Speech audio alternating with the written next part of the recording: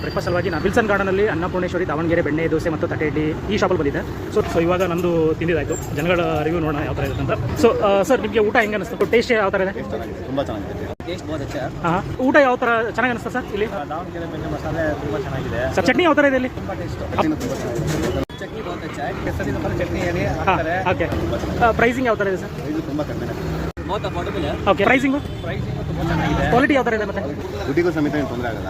ಹೌದಲ್ಲ. ಕ್ವಾಲಿಟಿ ಯಾವ ಥರ ಇದೆ ಫುಡ್? ಕ್ವಾಲಿಟಿ ಸೂಪರ್ ಆಗಿದೆ. ಎಷ್ಟು ವರ್ಷದಿಂದ ಬರ್ತಾ ಇದ್ದೀರಾ? ಆಲ್ಮೋಸ್ಟ್ 4 ಮಂತ್ ಇದ್ದೇನೆ. 4 ಮಂತ್ಸ್ ಇದ್ದ ಅಂದರೆ ಎಷ್ಟು ವರ್ಷದಿಂದ ಬರ್ತಾ ಇದ್ದೀರಾ? 6 ವರ್ಷದಿಂದ ಬರ್ತಾ ಇದ್ದೀವಿ. ಹೋಗನೆ ಕ್ಯಾಲಿಗೆ ಬಟರ್ ಮಸಾಲ ಸರ್. ಓಕೆ. ಎಲ್ಲೂ ಸಿಗಲ್ಲ.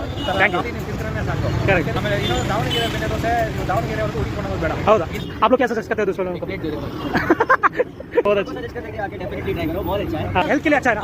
ठीक है. तो विजिट यहाँ पे ಅನ್ನಪೂರ್ಣೇಶ್ವರಿ ಬೆಣ್ಣೆ ದೋಸೆ, ದಾವಣಗೆರೆ ಬೆಣ್ಣೆ ದೋಸೆ. ಸೊ ಕಂಪಲ್ಸರಿಯಾಗಿ ವಿಸಿಟ್ ಮಾಡಿ, ಚೆನ್ನಾಗಿರುತ್ತೆ. ಸೊ ಮುಂದೆ ಮತ್ತೆ ವಿಡಿಯೋದಲ್ಲಿ ಮತ್ತೆ ಸಿಗೋಣ. ಅಲ್ಲಿವರೆಗೂ